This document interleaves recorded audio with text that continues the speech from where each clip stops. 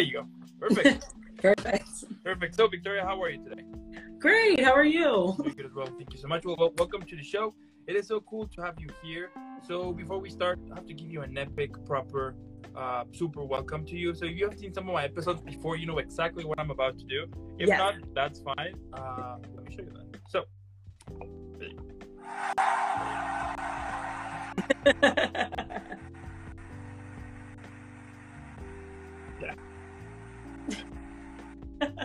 Right.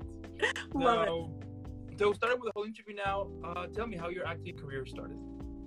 It started actually probably when I would say 7 years old. I started going to this performing arts camp in Atlanta called Atlanta Workshop Players. And so every summer I was doing acting class and juggling and mime and all that kind of stuff. And then continued taking their classes throughout my childhood. But got an agent when I was like 6. I was doing like commercials and stuff. So I started really young. That's so cool. Wow. Yeah. Wow. That's so amazing. Now, I just noticed that we have Meredith here. So Meredith is one of the people that I've interviewed. I think she was... Hey, Meredith. We did a play together. Oh, yeah. I saw that too. Yeah. So I interviewed her. I think she was on season 2. I mean, she was like one of on the first interviews that I had. So because of that and because she's here, I have to give a quick shout out to her. So super quick. For the love. Now, continuing here. So you started at 7. That is super cool. And but tell me, like, what were some of the challenges that you had when you were like recently started? Man, I would think it was all about balance, which I probably still am dealing with that today. But because I didn't go to a performing arts school, so that was really something that was celebrated. So I got a lot of flack for leaving from school in the middle of the day and coming back after doing commercials and photo shoots and stuff. So balancing my schoolwork, and I was also dancing, so balancing that with my schoolwork was hard. And then that trickled into being an adult and trying to balance a 9-to-5 job with doing that too, trying to make your job your side hustle and your side hustle your career. yeah, I know what you mean. Wow. So starting with your acting career, let's start with your career on theater. So you were in the Nativity.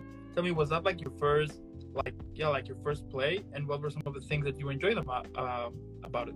Yeah, I kind of consider that the first official play I did. I smaller things, like smaller plays throughout class and stuff like that.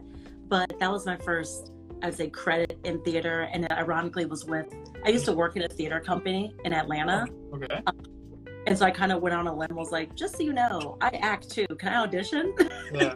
And they let me. I was like, oh, perfect. To work and be in that play. So it was like their standard Christmas play that was adapted from a poem by Langston Hughes about city. So I got to be the birth angel in that, and that was really fun. Just getting to spend all my weekends performing live theater. It's always fantastic. Yeah, absolutely. How cool is that? Yeah. Amazing. And what are some of the techniques or things that you usually do in order to prepare a character? I love music, so that's a big one for me. I grew up dancing. Music's kind of another innate part of how I process stuff. So it kind of helps me to make playlists about for the character and listen to that as I'm either on the way to the theater or like on the way to set or something like that. That always helps. And if there's a certain scene that I know I need a certain motivation for, they'll listen to the music to kind of help get in that zone. Okay. Wow. Yeah. I mean, it's a whole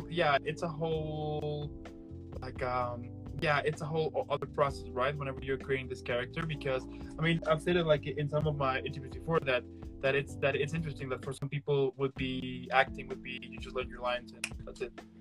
You know? Right. No, there's so much that goes into it. Yeah, exactly. Like the whole process here to prepare this character. And also I think that is also super interesting because you are creating this character to discover this world that this character lives in, but at the same time it's you who are kind of carrying that character as well, discovering that world. Yeah. And they're very, like, I think it's also helpful to add pieces of your experience into a character, so it's their world and their perspective of it, but then you as an actor have your own life experience that you can kind of merge into that, which is really cool. So you can see something completely different for the same character with the same lines in the same scene as a completely different person could. Yeah, exactly. And tell me what do you usually do before and after going on stage? I mean, is there like a go-to meal or a go-to song? Like, what is your, let's say, ritual? Ooh, man. I mean, the songs are definitely different. I rarely have an appetite before I go on stage. I don't know what that is. It's just like anxious, excited energy. Yeah. And not eat. I don't know what. But I feel like I wouldn't be a proper theater kid if I didn't slam French fries after a show. French fries are crucial after a show. There you go. Yeah, I can agree on that. Now you were also in Die Till You Laugh, Playground LA season 5 and 6, Eavesdropping on Tables, Kill Climate Deniers, Brown and Out Fest 4, Purpose and Freedom. So tell me, what are some of the highlight moments that you had during those plays, and also what do you like the most about them? Man, highlights for sure. I think there's something special about being a part of any kind of theater environment. You kind of create a family because you're so in the show, beginning to end, and then you're also kind of all man together on stage every single night. So it's kind of like, all right, I trust you. Do you trust me? We're going to go out there and figure it out. And you kind of hope for the best. So I think in general, highlights have always been the camaraderie and the family that happens from a show. And then the thing that they all actually have in common of those shows I did was they're all by new playwrights. Okay. They're all new works that are getting their first chance to be mounted onto a stage, which was really cool.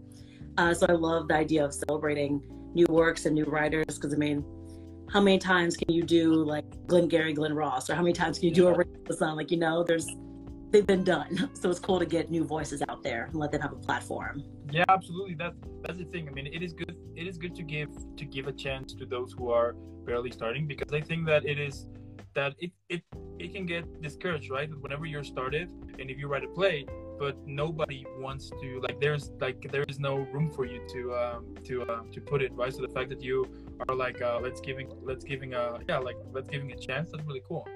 Right, yeah, because most audiences are like, well, I know this play, I've heard of this one, so I know what to expect. But if they're going sight unseen to a new title and a new playwright, they're like, I don't know what that is. And they kind of go out and trust that it's going to be good. Mostly it's from friends and family and word of mouth of the community to get that play to really pop, Yeah. How cool. And what do you like the most about theater? I mean, what do you think it's an important aspect for a play to be a successful one? Favorite part about theater in general, I think there's something, it's almost has the same vibe of when you're, from an audience perspective, first, I'll say that there's something communal about all being in the room together and watching like a human moment on stage.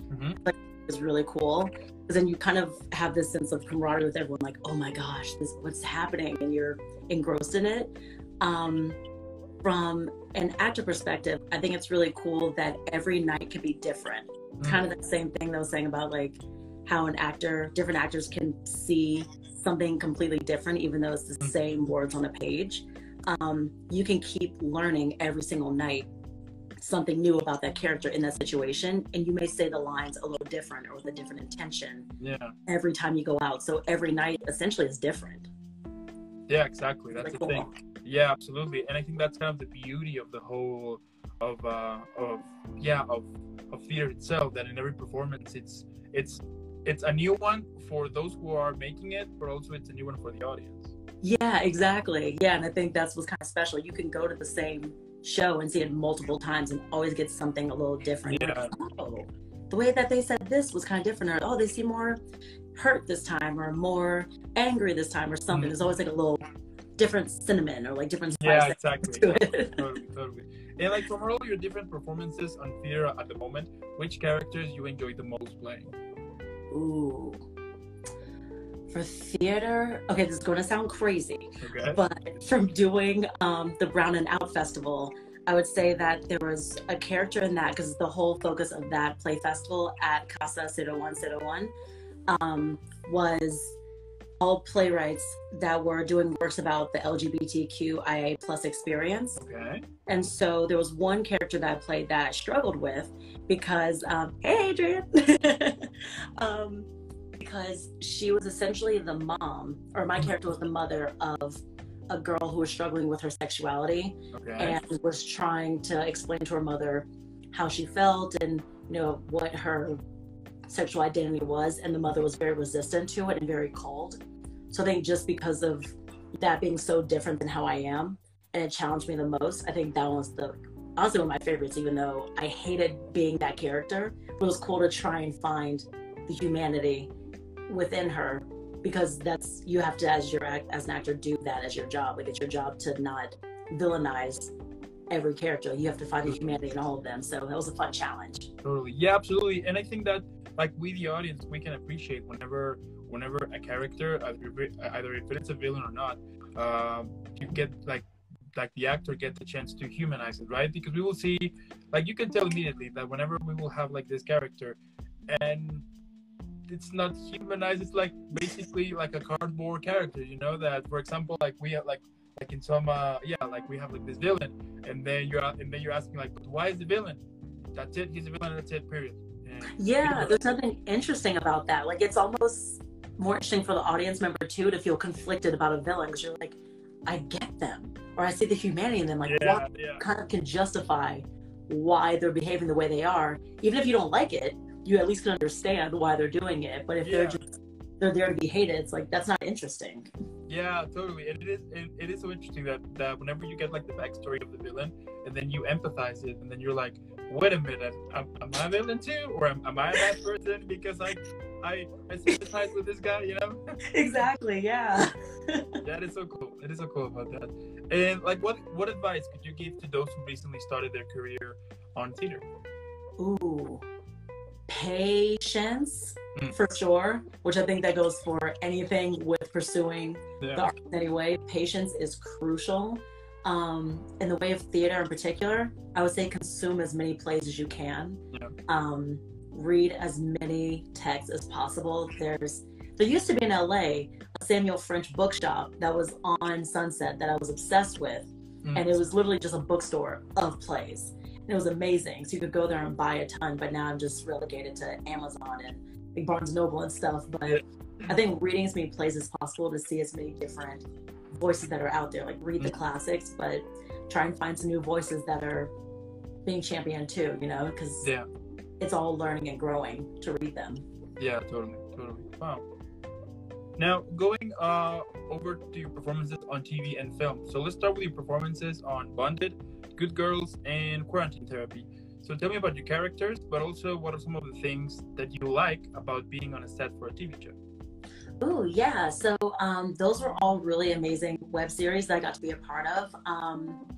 The last two actually are with someone who I was so excited I got to work with again. So they've all been really good about telling different human stories of women of color, which is really great. Yeah. And I think it's because of the people that were behind the lens on that. So they were also Black creators.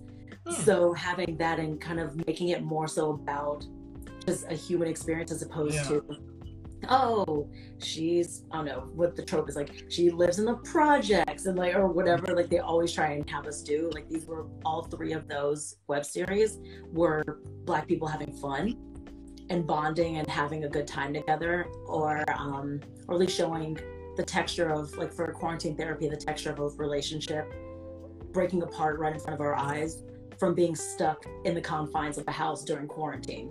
So like, that was really hard, but that was a human thing, that wasn't a Black thing, you know? There's like, anybody can go through that and relate to it. So I think and it was also treated more sensitively, I'll say, like all of those, because they were artists of color that created and wrote those scripts. Wow. So it was just like a fun time. And the set was fun, because then we're just like playing music in between takes and doing setups and stuff. Like, it was all fun. That's so cool. Wow. Yeah, I've heard that in every production here and there that before like start shooting the scene, they will have like music on it, and you will see like people having like a good time, and it actually makes like the whole the whole atmosphere a very friendly and warm one, you know? Yeah, because that's one of the weird differences with, I would say, film and television versus theater. Is theater, you have all these like weeks and months of preparation until you get to that final product on Yeah. stage. But TV and film, it's like, okay, we met through Zoom and we had a phone call before we're on set, and it's like, all right, you're making out with that guy because he's your boyfriend. And it's like, okay. So like trying to like Yeah, totally, totally. create chemistry in a bottle within like 10 minutes of meeting someone physically. You're Yeah, trying to do yeah. what you can to make the set fun. Now, now for the now, yeah, for film, you were in and often refused. Tell me also about your character and about the film. Yeah, so an offer refused. I was so excited. I'm a huge fan of horror. Okay. Even to the point of I go to sleep watching horror films. I think something's wrong. Um, but that was my first time getting to actually act in one. So I got to be the principal character in this short film where this woman is excited and she just finished passing the bar. Yeah. And all of a sudden, this mysterious figure comes knocking on her door and makes her an offer that she ideally should not refuse. And kind of watching that all play out was really fun. But I just love finally getting to see the behind the scenes of how scary movies get made. Was such a blast. Yeah, I can understand that. Yeah, the other day I got this interview with this with this actress that she does creature work, right? And she will get this, she will disguise, she will put like all these creepy costumes, but it's so funny because she was telling me that it's that she laughs that whenever she's like costumes ready and she's good to go, but she's just waiting on set. So she's like having a coffee or having with a cell phone, and then and then she loves that whenever like someone from the crew walks by and be like what the hell, like seeing this monster like texting or tweeting, That's what we used to do that because the guy who was the creepy character on ours, it's so weird to like he's in his full makeup and they've got his skin like peeling off his face and he's just sitting there eating a granola bar. Like it's so weird. Like what the hell? Yeah, so cool. And if you could describe your acting career at the moment on a play, movie, or a TV show, what would be the title of it? Ooh, okay.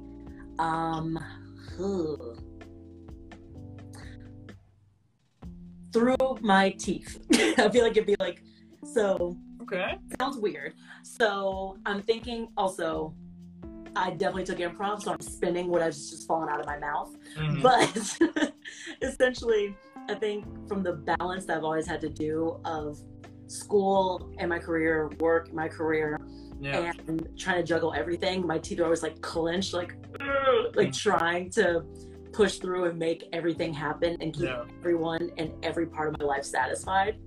So definitely like under pressure at all times, but that and through my teeth, small victories is what I'm now calling it.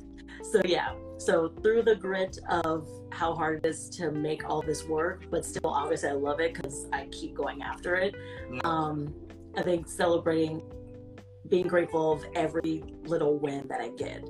So otherwise it's very easy to get very bogged down on what's not happening, like, oh, I'm not on this huge project or something, and seeing what success is supposed to look like.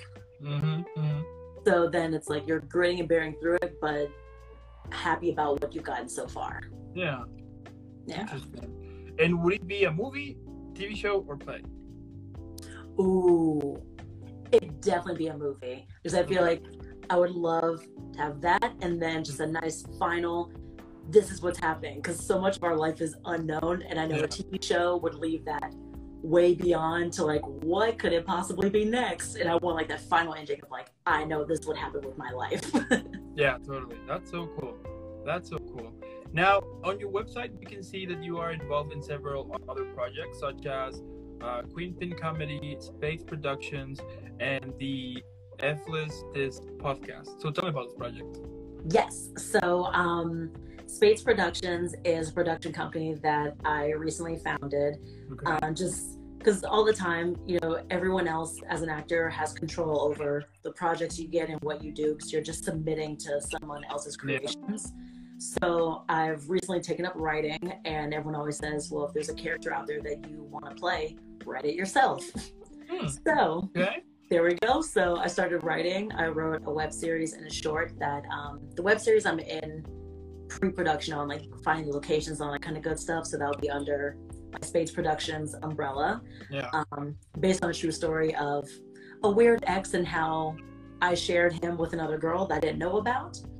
And we found out about that relationship later, and she and I became friends.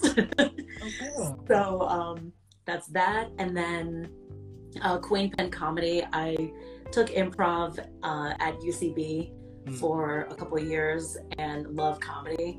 So I just started my own like sketch group to an extent of funny things. You know, when you're with your friends, you're like, oh, that's hilarious. Someone should act that out. So we like do that now.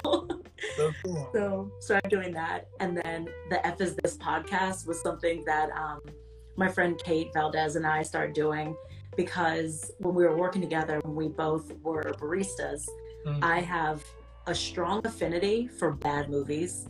Like, I love them. I don't know what it is. I love great movies. I love awful movies. And there's no in between. Yeah.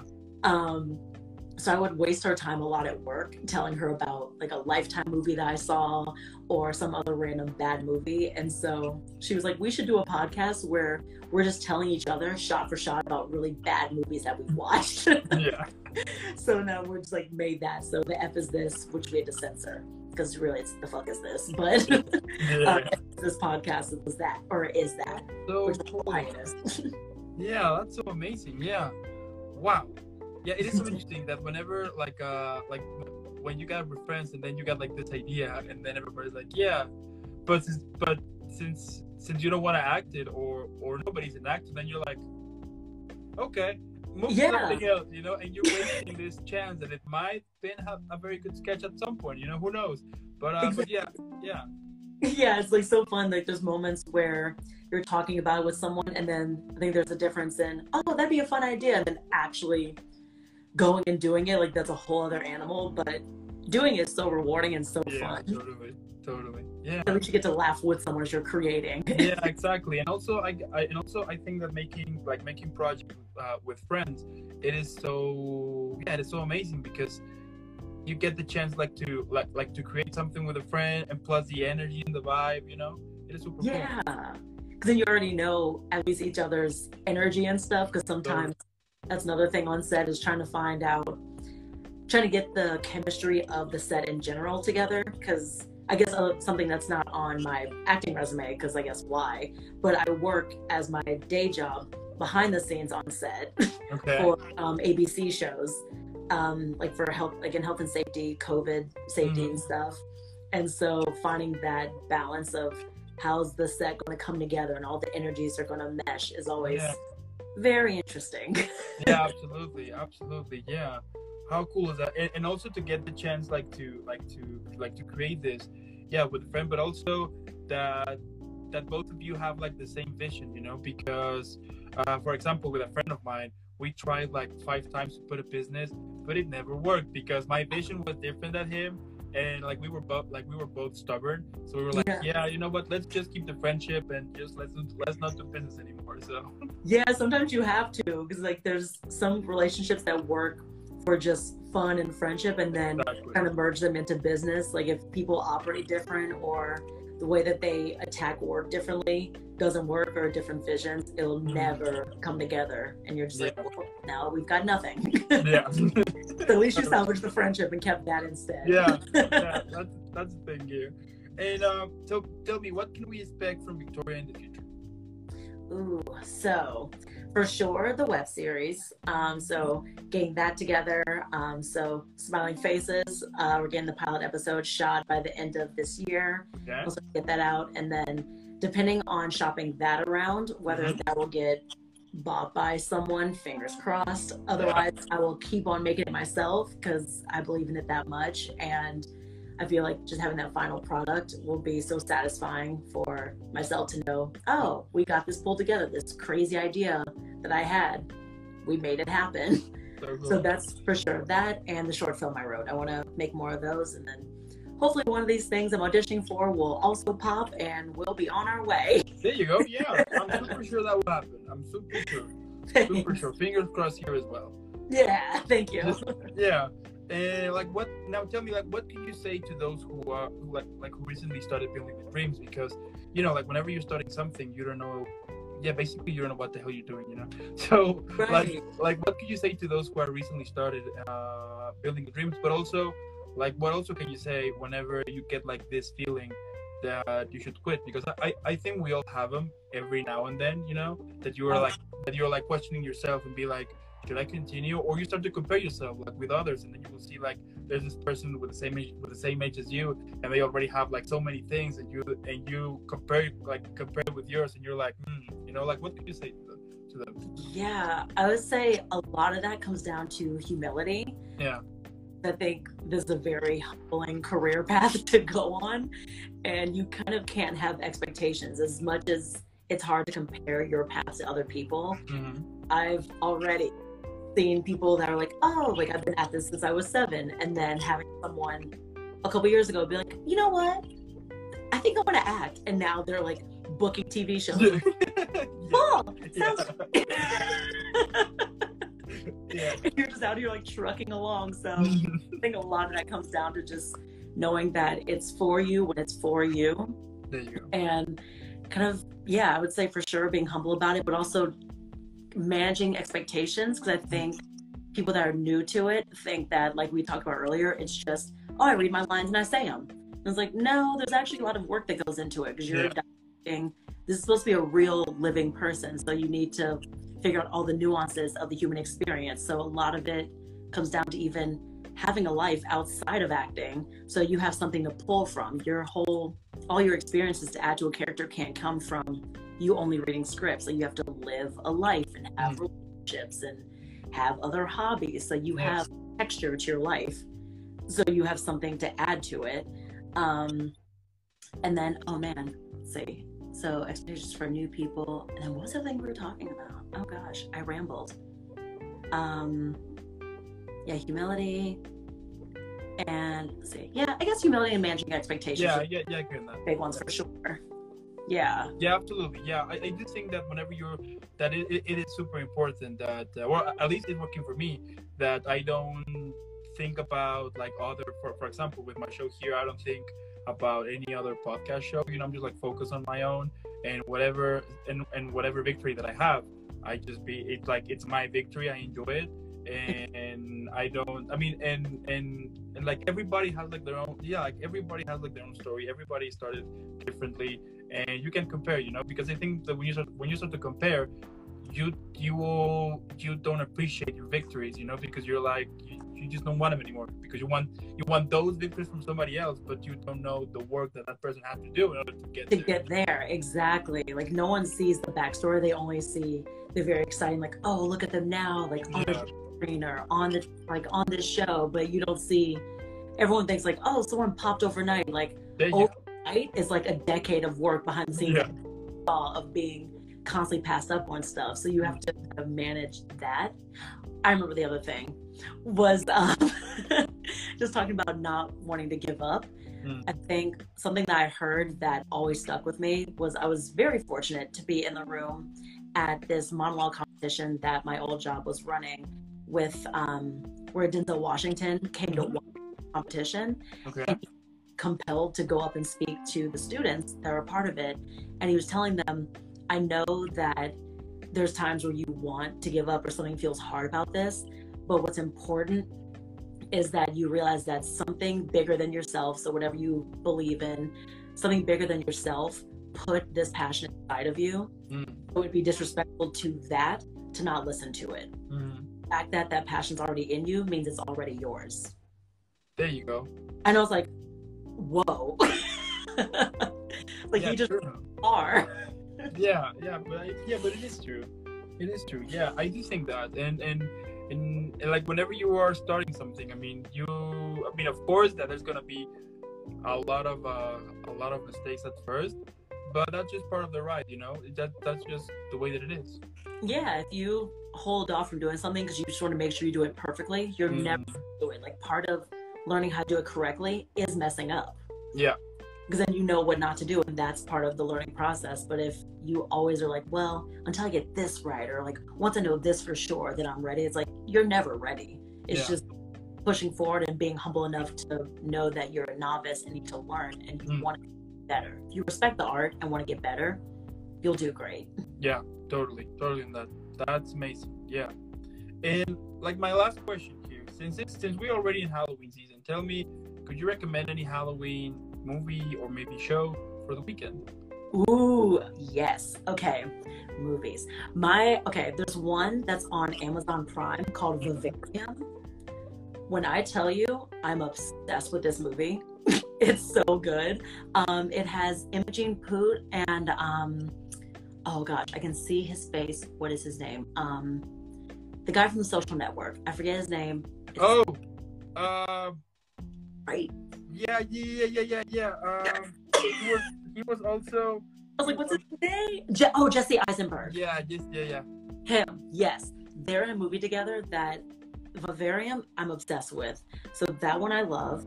And then I haven't seen the second one, but the first, Don't Breathe. Okay. Very good. And then I feel like I need like a TV show to throw in the mix. Actually, you know what? I'm not going to do TV show. I'm going to do a classic because I also love classic films. Yeah. And there's one called Gaslight that I'm obsessed with from I think like the 50s.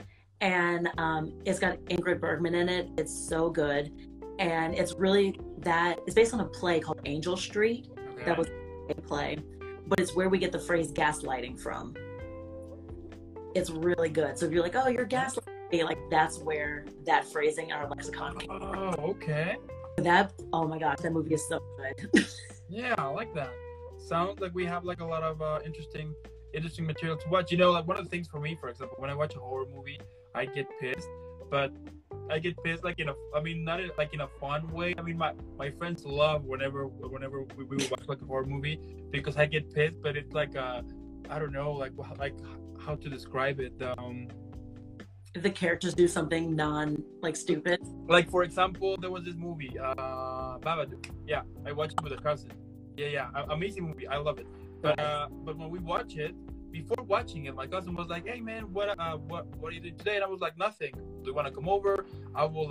You know what? It's my turn. I'll get pizza and beers. You just come here." And I was like, "Okay, sounds like a plan." So I went there, and then like pizza, like everything was there. And I was like, "Wait a minute, something's wrong here." So I was like, "Why do you like buy all of this?"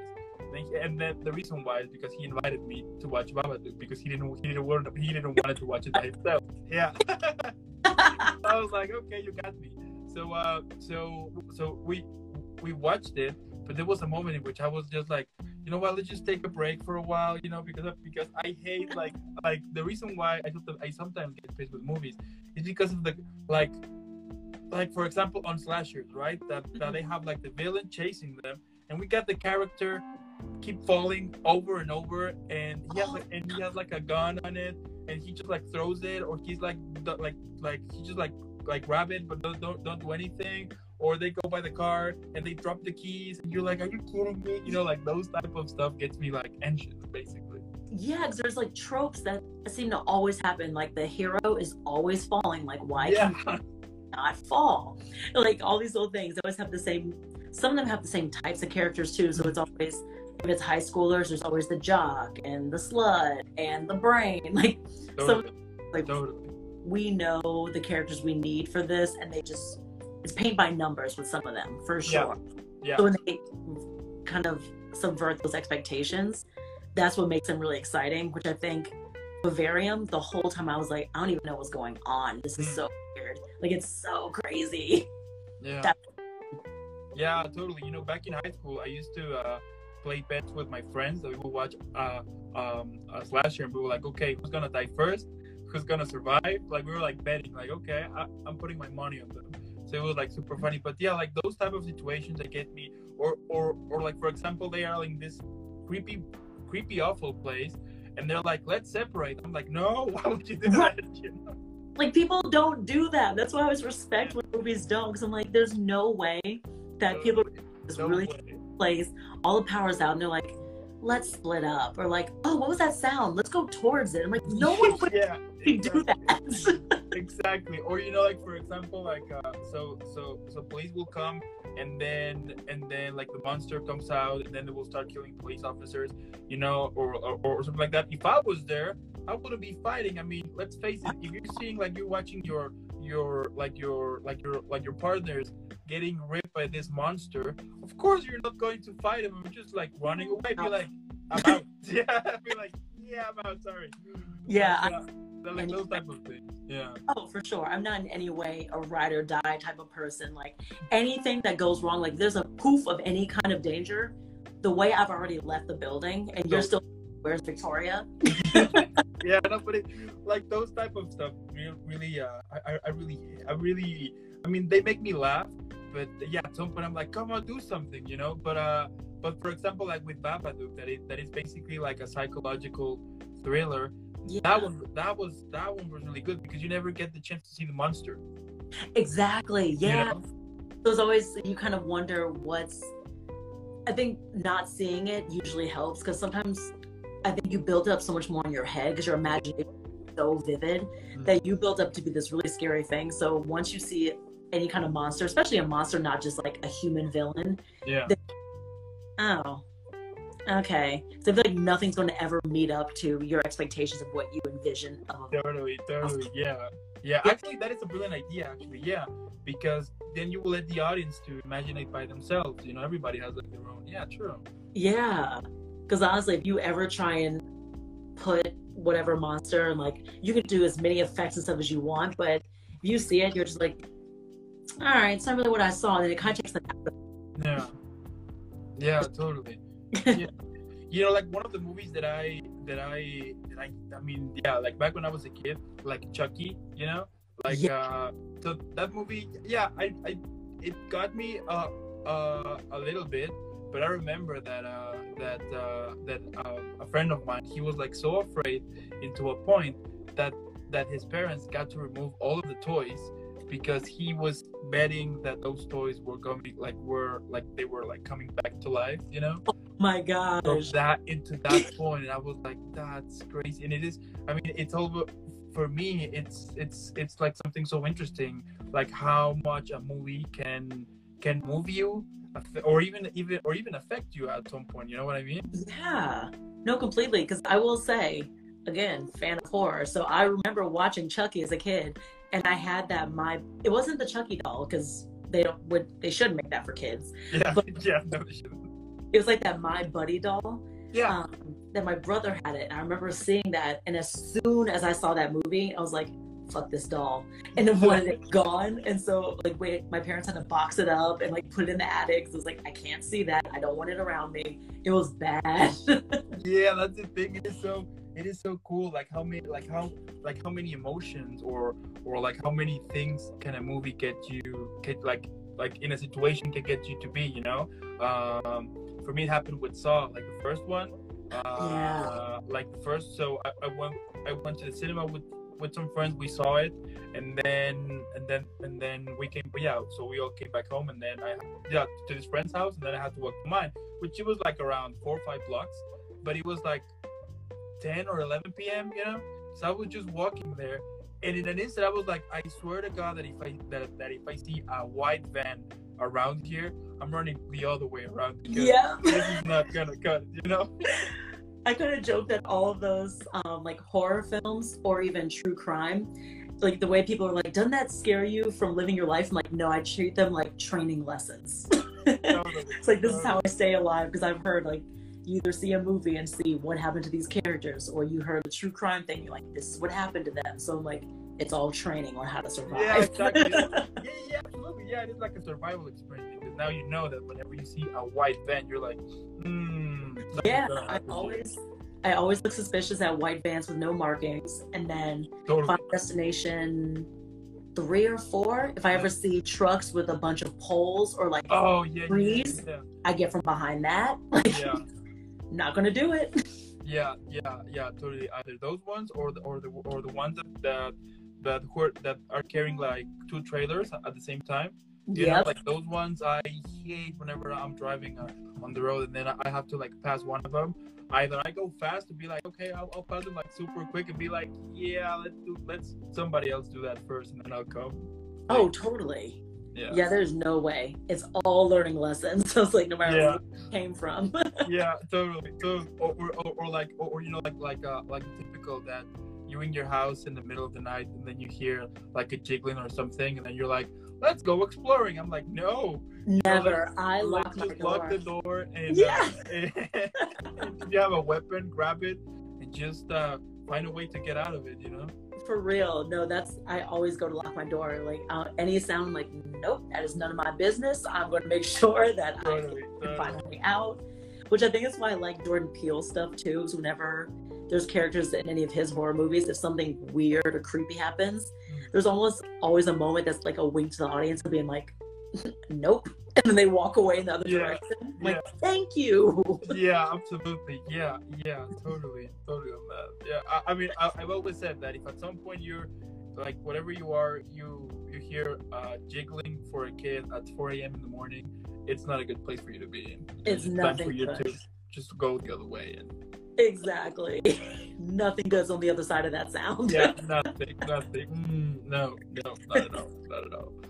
But again, Victoria, I mean, what can I say? I mean, you have an awesome, super career. I can't wait to see more of your awesome work. And I'm super sure that a lot of epic stuff and a lot of epic vibes will come soon because thank you. You're super talented. Keep rocking because we need more rocking people like you. And before I send you off, first, I have to say thank you those for watching. If you're watching this later, also on YouTube or listening to this later on the podcast, thank you. That you're following Victoria. Normally, what I would say is for you to put pause, then leave a like, subscribe super quick, then hydrate, and then go follow Victoria. Leave a million likes, share all of her content, spread the word that we have an amazing, talented actress here, and then come back. And again, Victoria, thank you so much. Before I send you off, I need to send you off in a proper, epic way. So. Yes.